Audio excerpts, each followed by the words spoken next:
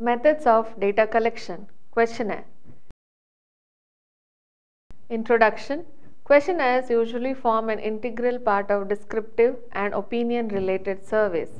Questionnaires can either be in the form of a self-administered questionnaire, that is, where the respondent is requested to complete the questionnaire in his or her own time, or in the form of a structured interview, where the interviewer, very often the researcher, writes down the answers of the respondents during the telephone or face-to-face interview. Irrespective of which method is used, the formulation of the questions and the structure of the questionnaire are critical to the success of the survey. This document focuses on the issues involved in the design of a structured questionnaire. What is a questionnaire method?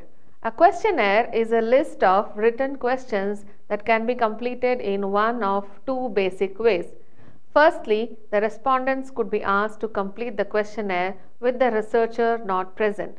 This is a postal questionnaire and loosely refers to any questionnaire that a respondent completes without the aid of the researcher. Secondly, respondents could be asked to complete the questionnaire by verbally responding to questions in the presence of the researcher. This variation is called a structured interview. Although the two variations are similar, a postal questionnaire and a structured interview could contain exactly the same questions. The difference between them is important. If, for example, we are concerned with protecting the respondent's anonymity, then it might be more appropriate to use a postal questionnaire than a structured interview. Questionnaires are restricted to two basic types of questions: closed-ended. Closed-ended is a question for which a researcher provides a suitable list of responses. Example, yes or no. This produces mainly quantitative data. Open-ended. Open-ended is a question where the researcher doesn't provide the respondent with a set of answers from which to choose. Rather, the respondent is asked to answer in their own words. This produces mainly qualitative data. Strengths of questionnaire method. The researcher is able to contact large number of people quickly, easily and efficiently using a postal questionnaire, since all or she has to do is identify the group that will be targeted and post them the list of questions. Questionnaires are relatively quick and easy to create, code and interpret, especially if closed questions are used. In addition, the respondent, not the researcher, does the time-consuming part of completing the questionnaire. A questionnaire is easy to standardize. For example, every respondent is asked the same question in the same way. The researcher, therefore, can be sure that everyone in the sample answers exactly the same questions, which makes them a very reliable method of research. The questionnaires can be used to explore potentially embarrassing areas, such as sexual and criminal matters, more easily than other methods. The questionnaire can, for example, be both anonymous and completed in privacy. This increases the chances of people answering questions honestly because they are not intimidated by the presence of a researcher. Weaknesses of questionnaire method. The format of questionnaire design makes it difficult for the researcher to examine complex issues and opinions. Even where open-ended questions are used, the depth of answers that the respondent can provide tend to be more limited than with almost any other method of research. This makes it difficult for a researcher to gather information that is rich in depth and detail. With a postal questionnaire, the researcher can never be certain the person to whom the questionnaire is sent actually fills it in. For example, if your research is concerned with finding out the opinions of a woman on a range of issues, it would be less than useful if an unknown number of questionnaires sent by the researchers were filled in by men. Where the researcher is not present, it is always difficult to know whether or not a respondent has understood a question properly. The researcher has to hope that the questions asked mean the same to all the respondents as they do to the researcher. This is a problem that can, to some extent, be avoided by conducting a pilot study prior to conducting the real survey. The response rate, that is, the number of questionnaires that are actually returned to the researcher, tends to be very low for postal questionnaires. A 20 to 25% return of questionnaires is probably something that most researchers would happily settle for, and this may mean that a carefully designed sample becomes unrepresentative of a target population. The problem of the self-selecting sample is particularly apparent in relation to questionnaires. When a response rate is very low, the responses received may not be the opinions of a very highly motivated section of the sample. That is, people with strong opinions who take the time and trouble to complete and return a questionnaire. Step to designing a questionnaire. Let us now look at various steps we need to follow to design an effective questionnaire. Formulate the research questions and research objectives or goals. What do you wish to ascertain? Provide a clear, concise formulation of research questions, that is, what do you wish to ascertain and why.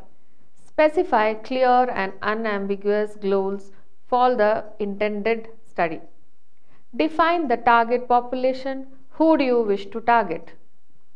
Provide a clear, concise, and unambiguous formulation of who the target population is, that is, who the intended study is aimed at. A clear description of the target population allows the researcher to ask relevant background questions and to formulate the questions in such a way that it is understood by the respondents. Formulate the questions in order to answer the research questions. List all the information needed to be able to answer all the research questions. Scrutinize the existing body of knowledge. Example, available questionnaires or articles regarding similar studies in order to select questions that are relevant for your purposes. Adapt and refine the available questions. Formulate your own answers where necessary. Decide on the appropriate level of measurement for each question. Determine the appropriate statistical technique to be used. Organize the questions. Questions should be organized in a logical order. Example, background questions in the same section, opinion related questions dealing with the same topic in a separate section, etc. It is often a good idea to start with a question that is non-threatening yet interesting to the respondent. Consult experts once you have a first draft of the questionnaire. Consult experts in the specific field of study to ascertain their opinion whether you have addressed all relevant issues and formulated the questions in an understandable, unambiguous way. Consult an expert in questionnaire design to assist with the formulation of the questions and the response format. Do a pilot study among a small group of respondents similar to those in the target population. A pilot study is imperative in any study since it enables the researcher to identify and rectify problems prior to the survey being conducted, provides an indication of the response rate that can be expected. Adhere to ethical standards. The rights of respondents as human beings should be respected at all times. It implies that the decision to take part in a survey by completing the questionnaire remains the choice of the respondent. A respondent should be given the option to withdraw from the study at any time. A respondent cannot be coerced into providing information, especially not information that may be perceived as sensitive or incriminating. Respondents should be given the assurance that their responses will remain anonymous and that the information they provide will be treated as confidential at all times. Types of questions. The types of questions to be asked are directly related to the information the researcher requires. Questionnaire usually consists of a combination of the following types of questions. Factual questions. Factual questions mostly relate to facts about a respondent's demography, habits, or hobbies, but can also test a respondent's knowledge on a particular subject. Example, how much money did you spend on clothes last year? Remember that respondents are notoriously unreliable about issues such as income. It is therefore better to ask income categories rather than exact income. Opinion related questions. Opinion related questions refers to the questions that reveal respondents' attitudes or perceptions or their perception of the frequency of a particular behavior. The questions in section C of the example questionnaire are opinion related questions. One should avoid asking respondents to provide information about someone else's opinions. It is often a good idea to assess the respondent's knowledge about an issue before asking him or her to express an opinion, as people often base their opinions on inaccurate factual knowledge. Threatening or sensitive and non-threatening or non-sensitive questions. Threatening or sensitive questions relate to sexual behavior, illegal activities, mental health, alcohol and drug abuse, deviant behavior or controversial public issues. These questions should preferably be avoided as it tends to have a negative impact on response rate, and in addition, respondents tend to give socially acceptable answers to questionnaire rather than the true answer. If you cannot avoid asking a question that may be perceived as threatening or sensitive, position the question towards the end of the questionnaire. Open questions. With open-ended questions, no pre-coded answers, that is, response categories, are provided. These questions are particularly useful when it is important to avoid influencing respondents by providing a list of possible answers to choose from. For example, reasons for a particular behavior or an opinion. Open-ended questions have certain disadvantages. Open questions can only be coded after the survey has been conducted and are thus time consuming. An open-ended question often yields unusable information due to the fact that the respondent does not understand the question. The respondent should have the necessary skills to record his or own responses. That is, the respondent should be able to write down a response. Semi-literate respondents are those who have difficulty expressing their thoughts and ideas, often avoid answering open questions. Open-ended questions should therefore be avoided circumspectly and only when absolutely necessary. Closed questions. Closed questions are often referred to as multiple choice questions. Response categories are provided and respondents only need to select a particular answer or answers. These are especially useful to indicate the level of detail one expects the respondent to provide. Example, when one asks about religious affiliation, for example, the response categories can be broad categories such as Christian, Hindu, Jewish, Muslim, etc. Or they can indicate particular groupings within the various religions such as Protestant, Catholic, etc. The extent of detail required is then clear from the response alternatives provided. When formulating closed questions, keep the following in mind.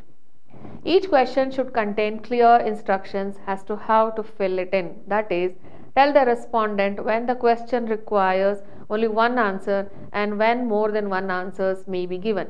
Make sure that all possible answers or alternatives are provided.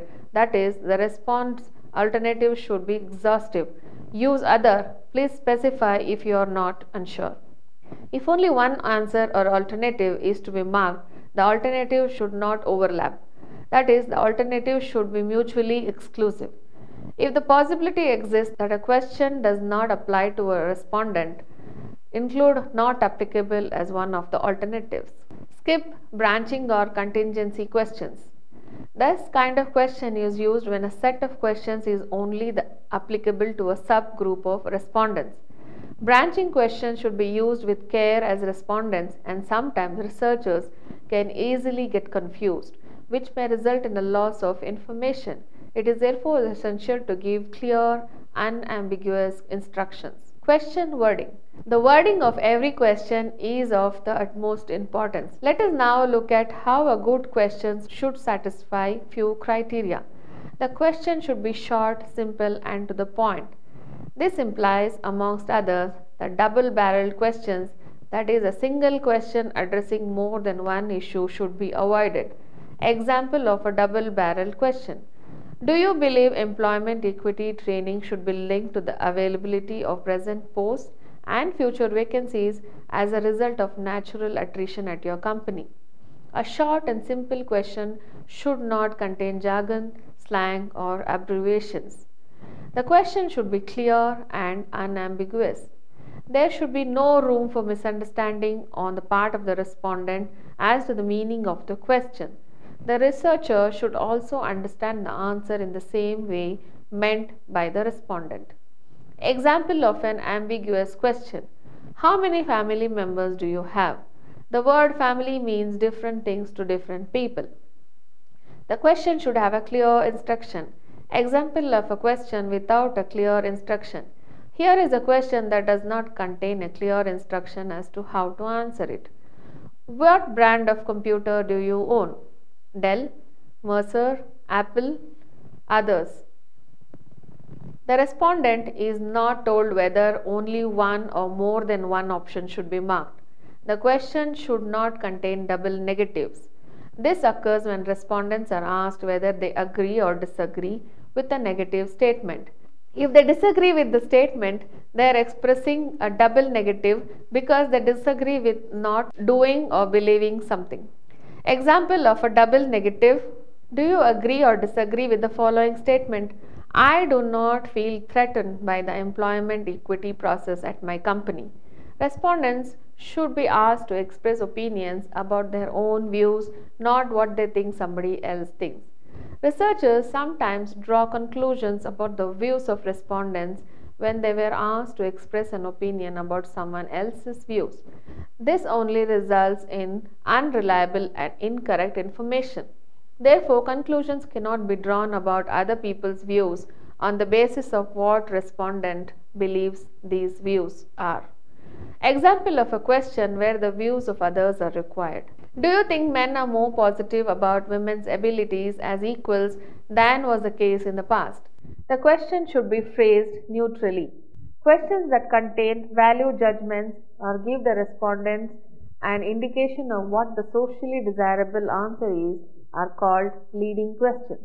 These should be avoided as respondents have a tendency to give researchers the answers they think the researchers expect. Example of a leading question: has your company acted in a responsible manner by implementing an HIV/AIDS policy? The question should not contain emotional language. One should avoid using words with emotional connotations when formulating a question, as respondents would tend to react to the emotional connotation rather than the issue. Example of an emotive question: under what circumstances would you agree to murdering babies by allowing the mothers to have an abortion? The question should not make the respondent feel guilty. If respondents feel that they are implicating themselves by answering a question truthfully, they will tend to lie. Example of a question that may make a respondent feel guilty: how often have you cheated on your tax returns in the past 5 years? The question should not have prestige bias. If a particular opinion is linked to a person with high status in the community, it influences the respondent's reply. If respondents respect the high status person, they will tend to assume that he or she must be right and will reply accordingly. Example is: President Becky believes that HIV does not cause AIDS. Do you agree? The question should accommodate all the possible answers. The response alternatives should be exhaustive. If one is unsure whether all possibilities have been provided, it is important to include an option stating other. If a substantial number of respondents choose a particular alternative, this can be coded after the questionnaires are received back. Example: what is your religious affiliation? Christian, Hindu, Jewish. What should respondents who are Muslim or do not have a religious affiliation reply here? The response alternatives should be mutually exclusive. Response categories should not overlap or be unbalanced. Only one response alternative should be applicable to a particular respondent. Example of a question where the response alternatives are not mutually exclusive: what is your age group in full years? 18 to 25, 25 to 35, 35 to 45, 45 or older. A person who is 25 years old can mark more than one option. The question should not make assumptions. A question should not begin with a premise and then ask questions based on the premise. Example of a question where an assumption is made. Are you satisfied with your current short-term insurance? Yes or no? The assumption here is that all the respondents have short-term insurance. The question should not ask about hypothetical situations. Respondents tend to answer explicit, tangible questions about topics that relate to their experiences much more reliably than abstract hypothetical questions.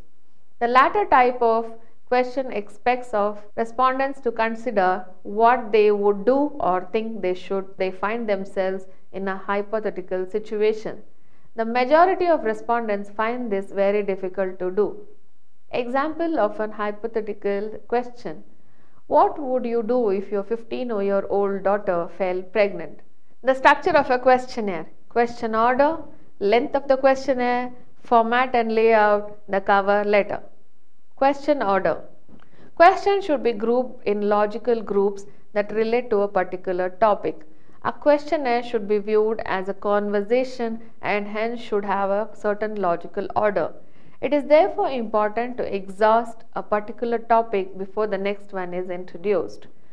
The more general questions about a particular topic should be asked first, followed by the more specific questions, thereby creating a funnel effect.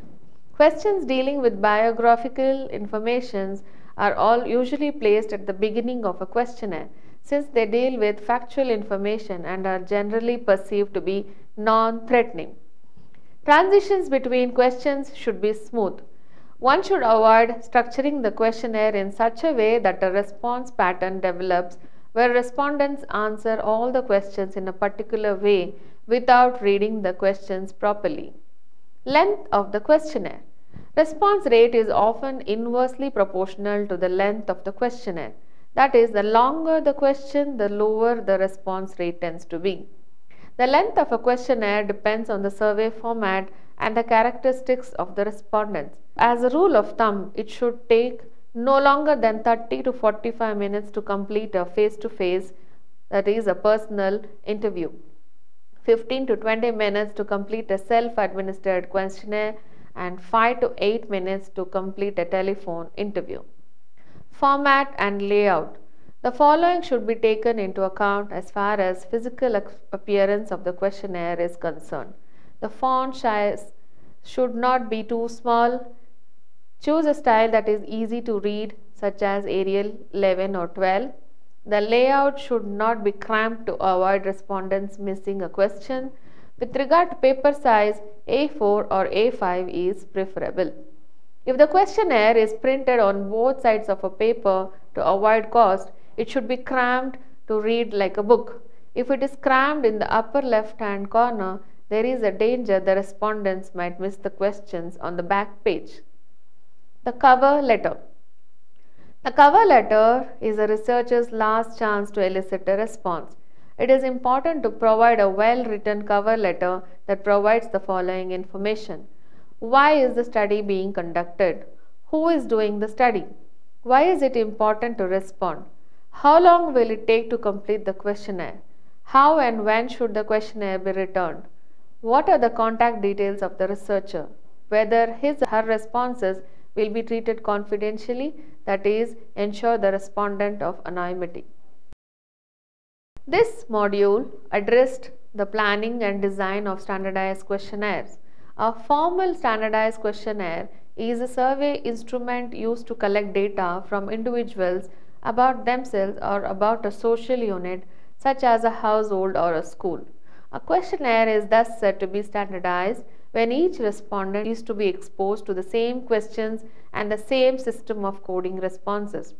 The aim here is to try to ensure that differences in response to questions can be interpreted as reflecting differences among respondents rather than differences in the processes that produce the answers.